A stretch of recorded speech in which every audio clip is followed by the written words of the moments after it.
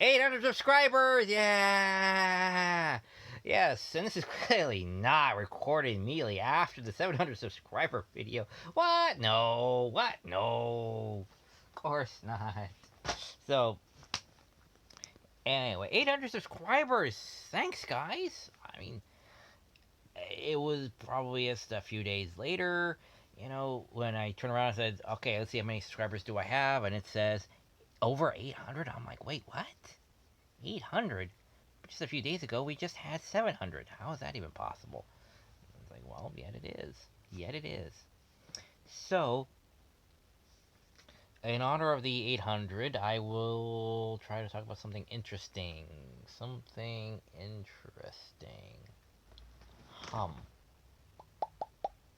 Oh, I know. I know. Here, hold on. Hold on. Here, you'll like this. You'll like this. Hold on.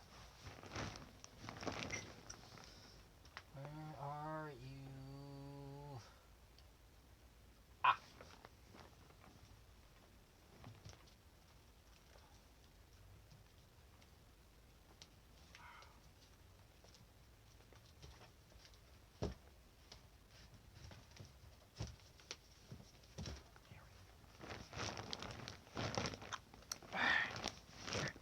here.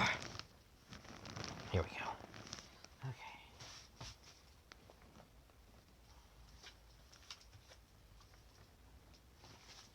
Anyway, yes, this is Banjo. Banjo is. Sorry, I have an itch in my foot. Banjo is uh, a Don Bluth production. Um, it's if you watch the animation like I do, you can see the similarities of the basic overall design, the animations, not the style, but um, how they move. So the animation itself is very reminiscent of Fievel and a little bit of All Dogs Go to Heaven. So it's a short. It's oh my god, how long is this? It's super short. It's like 20 minutes, 30 minutes, something like that.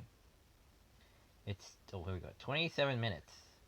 It's made back in 1979, and it's a very straightforward story about this little orphan kitty that goes on a well on a orphanage like adventure. It's a lot like Fievel, honestly, where this kid just meets a bunch of random people to help him find his way back to where he belongs. That's about it. It's a very cute, very heartfelt story. And remember, this is the olden days of animation, so it took people.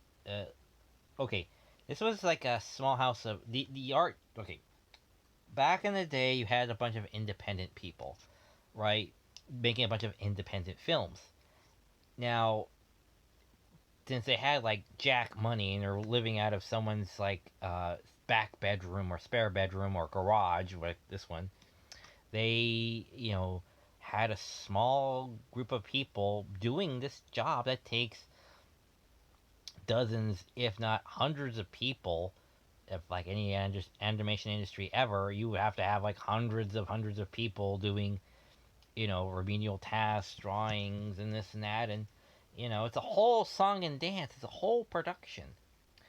This thing, if I remember correctly, took years to make. I mean, it was what was it, like 2 years or a year or something, like a little over a year to make. This thing's 27 minutes, but you had like 5 people or something like that working on it, among I believe other among other projects or something like that.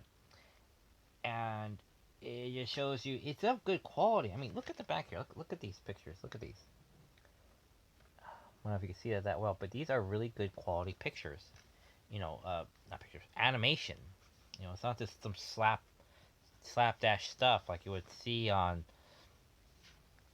uh, I don't know, some low budget cartoon series somewhere. I forget, but this is you know good quality for the production for the production size behind it.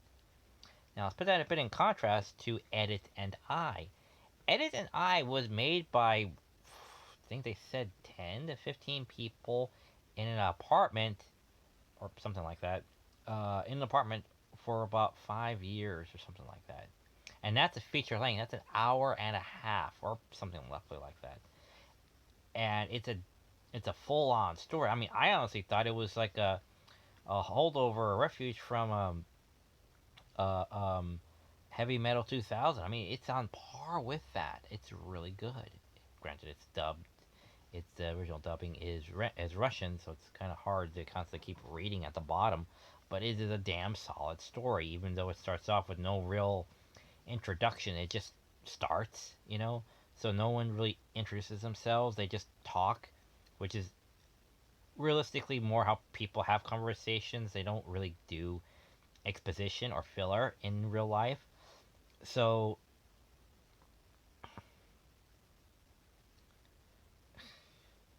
it's just a little annoying. Sorry, I'm reminded of the episode of Deep Space Nine of Dr. Brashear, I presume, where the parents come in and do exposition.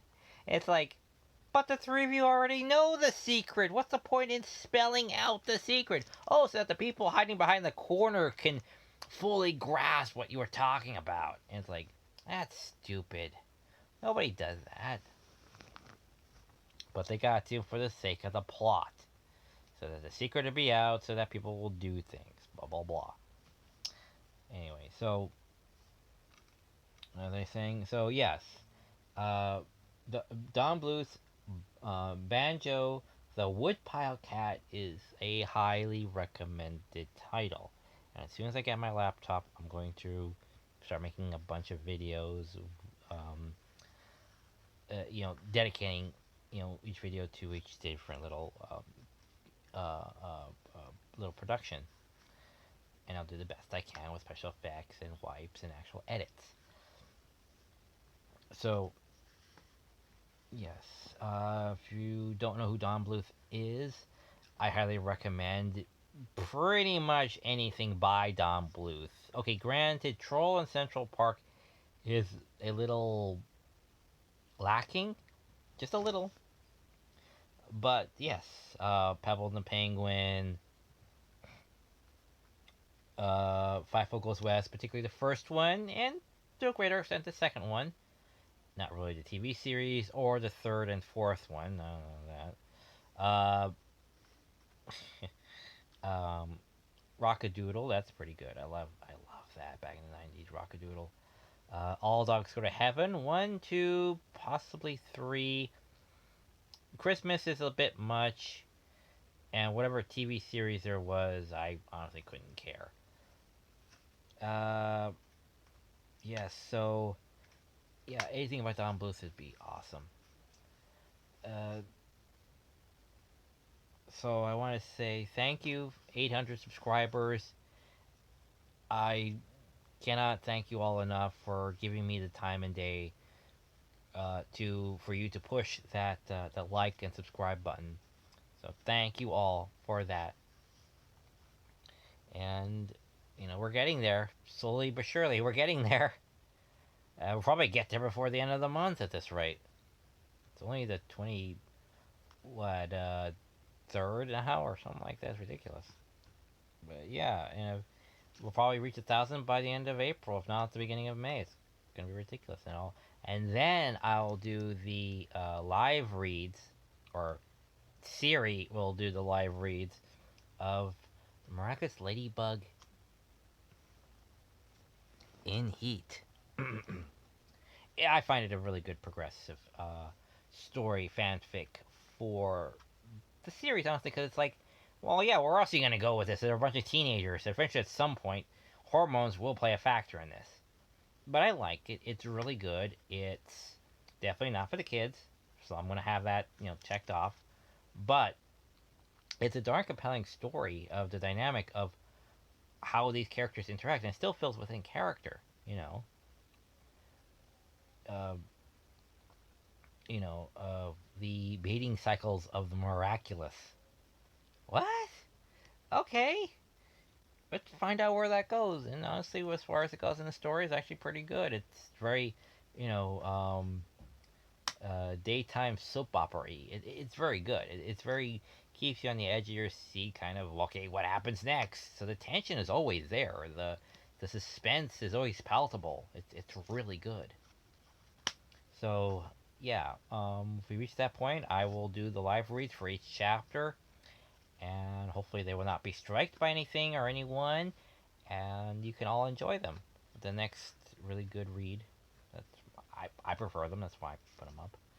All right. So take care, and as always, see you at the movies, which are now open, by the way. Bye.